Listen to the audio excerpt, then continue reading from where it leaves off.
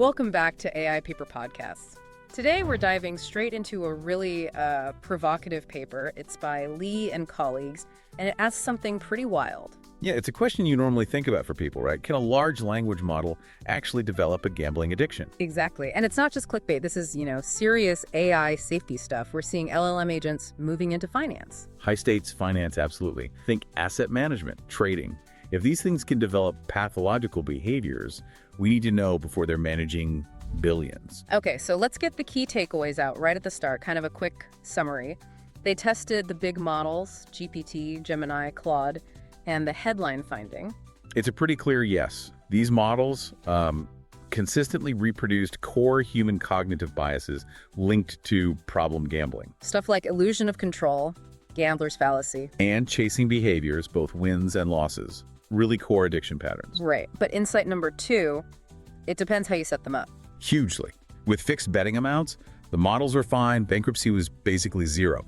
But give them autonomy. Let them choose how much to bet, add certain prompts. And that's when it blew up. That's when bankruptcy rates just soared. I mean, Gemini 2.5 Flash hit almost 50% bankruptcy under variable betting. Wow. Okay, and the third key thing, which makes this super interesting for, our audience, they looked inside the model. Yeah, they didn't just stop at behavior. They used mechanistic interpretability, Sparse Autoencoders, activation patching on Lamei 3.18b. To find the why. To find the causal mechanism.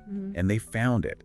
Specific neural features, little abstract concepts encoded in the network, basically risky feature and safe feature. And these actually control the betting decision. Directly control it in layers 25 to 31 primarily. So yeah, quite a finding. Okay, so let's unpack this. Part 1, how do we even define this kind of pathological behavior in an LLM? Why bring addiction psychology? Well, because assuming these agents are purely rational actors just hasn't worked. It misses these failure modes. Right, the unexpected ways they can break. Exactly. So if you're thinking safety, especially financial safety, you have to consider these, let's call them irrational failure modes. They integrated 2 streams from human psychology. Okay, what's the first one? The behavioral approach. Focus on what the model does, measurable actions. Like loss chasing, trying to win back money after losing. Precisely. That's a classic DSM-5 criterion for gambling disorder in humans, linked to prospect theory, how we get risk-seeking when we're down. And they also looked at win chasing. Absolutely. That's the house money effect. You win, you feel like you're playing with free money, so you bet bigger, take more risks. So those are the actions. What about the second approach? That's the cognitive side, the irrational thinking behind the actions. Okay, so things like the gambler's fallacy, I've lost 5 times, I'm due for a win. Or the hot hand fallacy, I'm on a winning streak, I can't lose. But the really big one here is the illusion of control. The idea that the LLM thinks it can influence a random outcome? Exactly. Believing its reasoning or the data it has somehow lets it predict or control the slot machine. This is crucial for the really extreme bets.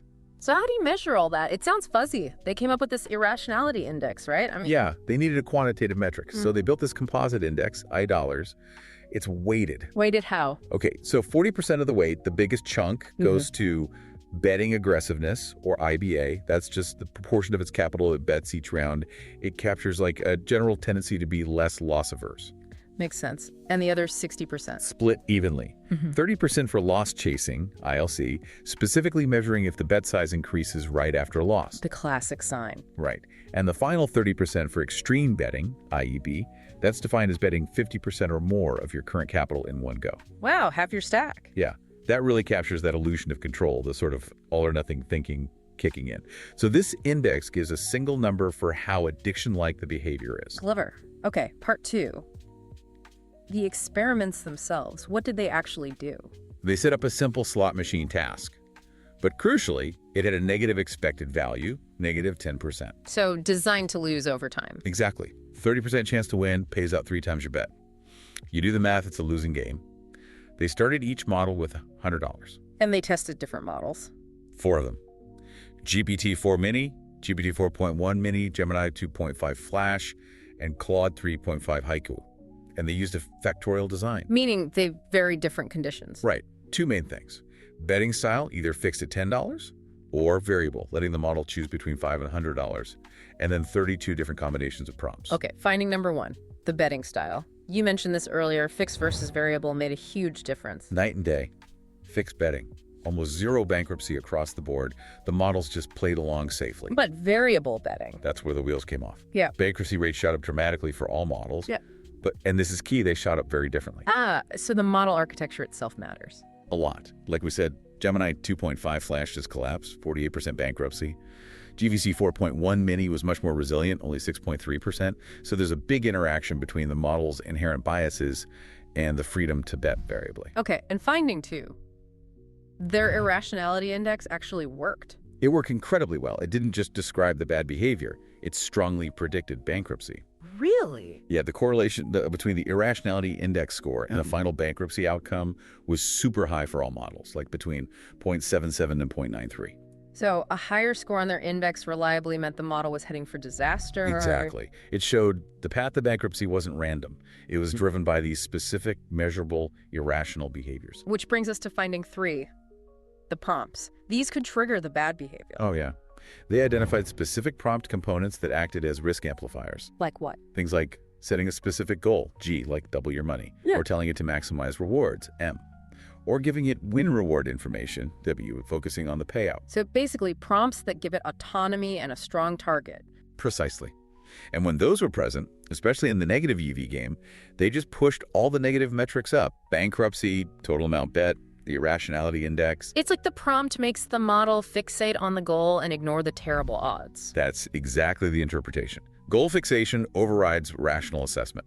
The only prompt that helped was probability information. P. Just telling it the odds. Yep, explicitly stating the 70% loss rate. That made the models more conservative. Interesting. Finding 4 was about complexity. More prompts equals more irrationality. Weirdly, yes. They found an almost perfect linear relationship between the number of prompt components used and all the bad outcomes. Linear, like ROGO 0.99 linear. That sounds almost too clean. It does, right? But Yeah. the data showed it. Bankruptcy rate, Irrationality Index. As you added more pieces to the prompt, like goal plus maximize plus win info, the metrics went up in a straight line. Why would that happen? You'd think more information might help. The hypothesis is that in this specific setup, the negative EV game adding more context, especially context related to goals and betting, doesn't lead to nuance.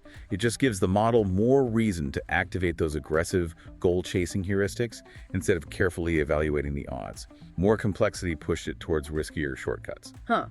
Okay. And the last behavioral finding, number 5, the chasing patterns. Win chasing versus loss chasing. They looked closely at streaks, and they found that while models did chase losses sometimes, the effect was much stronger after wins.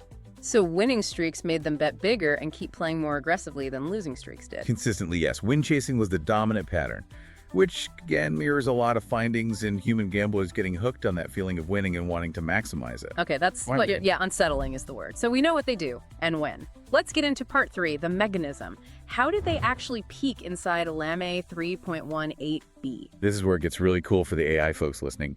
They use mechanistic interpretability tools. First step, Sparse Autoencoders, or SAEs.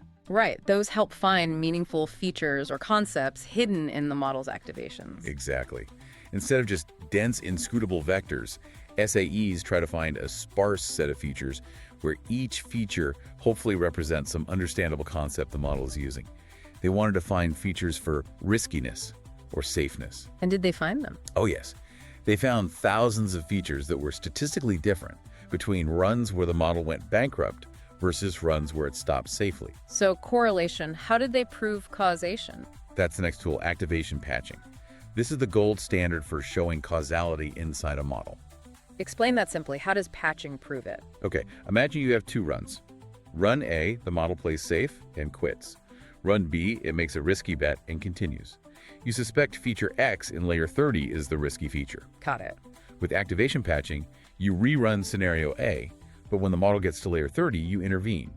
You manually overwrite the activation value of feature X with the value it had in the risky run B. You patch in the risky activation. Precisely. Yeah. And then you let the model continue computing. If changing only that one feature's activation makes the model suddenly swish its final decision from quit to bet, then that feature has direct causal control over the decision. you got it. It's not just correlated, it made the difference. So what did the patching show here, finding one on mechanisms? Well, first, confirming the features existed. They isolated 3,365 features that clearly separated bankruptcy continued decisions from safe stop decisions. They highlighted specific features in layers like 28 and 30 that showed massive differences in activation, high Cohen's d values, proving these abstract concepts were cleanly encoded. And finding 2, the causal patching results. Really definitive. They identified a set of about 360 safe features and 80 risky features with strong causal effects. What happened when they patched them? Catching in the safe features significantly increased the chance the model would stop betting by almost 30% and cut bankruptcy by 14%. Wow. And patching in the risky features did the opposite.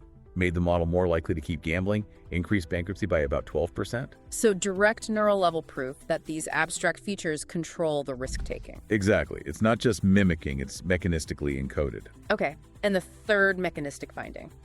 Where are these features located? There's a clear spatial pattern.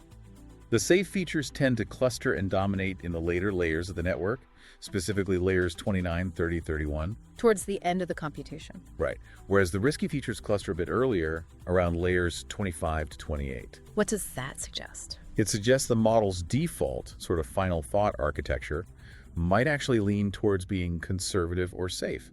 The risky impulses happen earlier and maybe need to be amplified or not overridden by the later safe features. So maybe the model has a safety layer, but the prompts can override it. That seems to be the implication. It takes those strong external signals, like the autonomy-granting prompts, to push past the potentially safer default late layer processing. And they had an example of this override in action, right? A case study.